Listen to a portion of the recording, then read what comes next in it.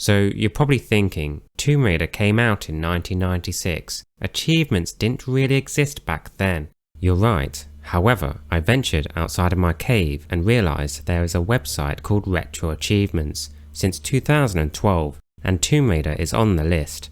As you can see, there are 86 achievements in total of varying difficulty, and on the right it displays the percentage of players that completed each achievement.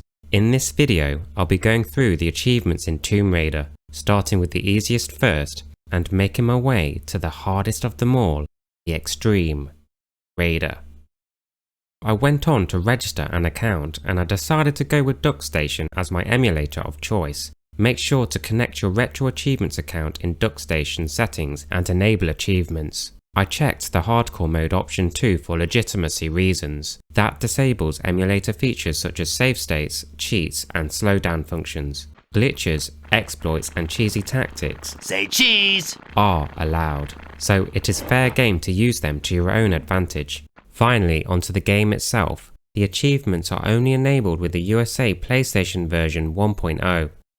You know it's working when a little pop-up appears during the boot sequence. Right, now that everything is sorted, let the great achievement hunt commence. The easiest achievements can be obtained just by playing through the game, completing each level and collecting their respective secrets. That includes Lara's home too. Okay, let's do some tumbling. The first achievement that I unlocked was for finishing caves. Eventually, you'll start earning achievements for picking up key items and for artifacts such as the Scion. While on the subject, I like how the description for the keys in the cistern is "Fin all keys in cistern. End all the keys. Your time is coming to an end, Mr. Key. Please know I have a key family." There are 3 weapon achievements to unlock: the shotgun, the magnums and the Uzis. The shotgun is located near the cog machine in the Lost Valley. The magnums are hidden behind a timed secret door in the Colosseum. And the Uzis are on a floating invisible platform near the Sphinx in the Sanctuary of the Scion. Next up are the enemies. That is Larson. Lara delivers a kick so powerful that he dies on the spot. Thank you. For the achievement. Alright, you guys got me. You finish him off at the end of Sanctuary. Then there is the I like to run into doors Pierre, the 3 hired mercenaries, the main antagonist, Natla, and the fine gentleman over there called Adam. That's what he is called in the Japanese magazine, so it stuck. By the way, I still find it hilarious that the goons are called Cowboy, Skater Boy, and Bald Guy. Surely they have actual birth names.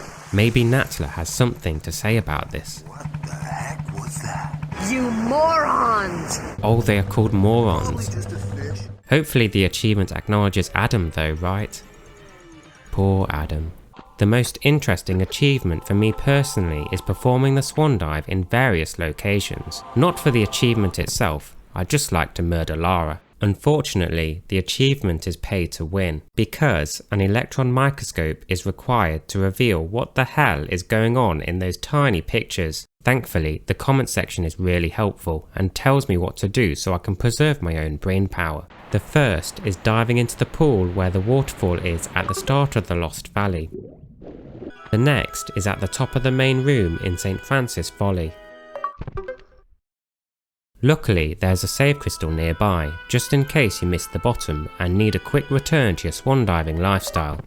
Then there is the spike pit in the Colosseum. I recommend grabbing the save crystal where the balcony is, ascend the rock pile to the highest point, and then do a running jump swan dive off. There we go. For the chessboard room in the cistern, pull the block out first and then use the save crystal before diving into the spikes. Checkmate. Tomb of Tehokan was slightly more challenging. I knew it required diving into the pool down below, so I tried several spots above, but to no avail. Then one accidentally missed and I quit the game.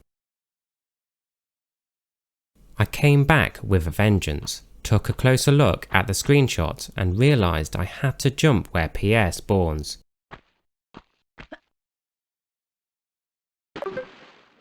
Ah! There was a nice surprise waiting for me in the obelisk of Carmoon. The next dive is from the mirror room at the top onto the obelisk in the middle. Today I learned that this is a mirror after 25 years. Guess what happened next? What? Hey, I survived!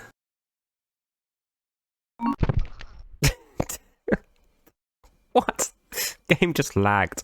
That's better. The final location is falling between the arms of the Sphinx in the sanctuary of the Scion. However, there is a catch.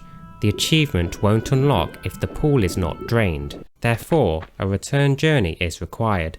I suggest activating the save crystal on the Sphinx before dropping down again.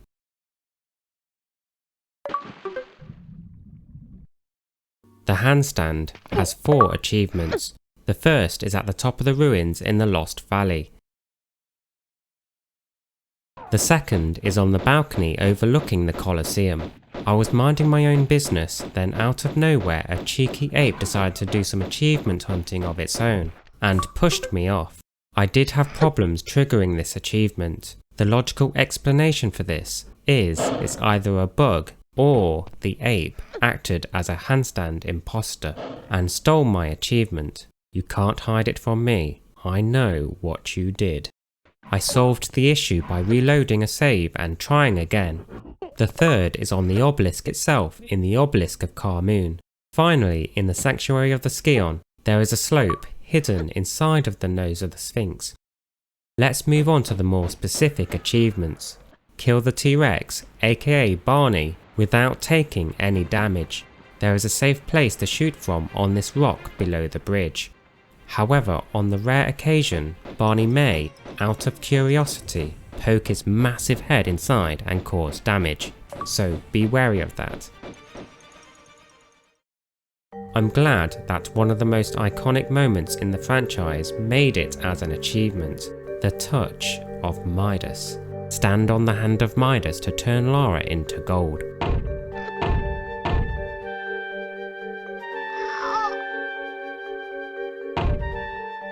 Fortunately, Midas was gracious enough to provide a save crystal nearby, specifically for this achievement.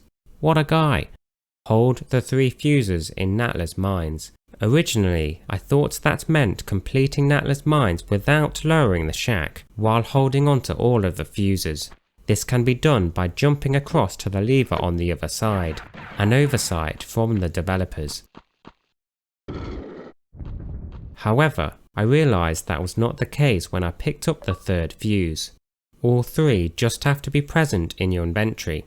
Nevertheless, I do think what I said would make for a cool achievement.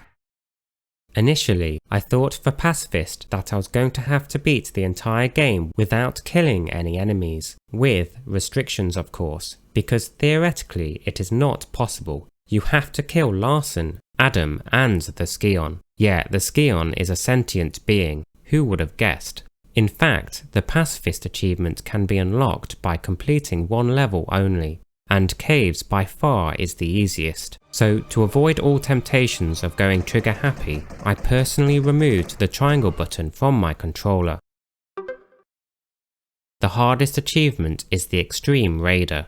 It involves completing each level without using meds. No saves, all kills, pickups and secrets, while doing it with the pistols only. The easiest is caves with 31% of players attaining this achievement, and the hardest is Atlantis and the Great Pyramid, both sitting on 5.48%, which comes as no surprise considering the amount of Atlanteans, the deadly traps, and the unpredictable nature of Natla towards the end. Don't forget about I did become the Extreme Raider of Caves, which is a good point to retire on, before my swan diving tendencies get the better of me. During my playthrough, I did have more ideas of potential swan diving locations.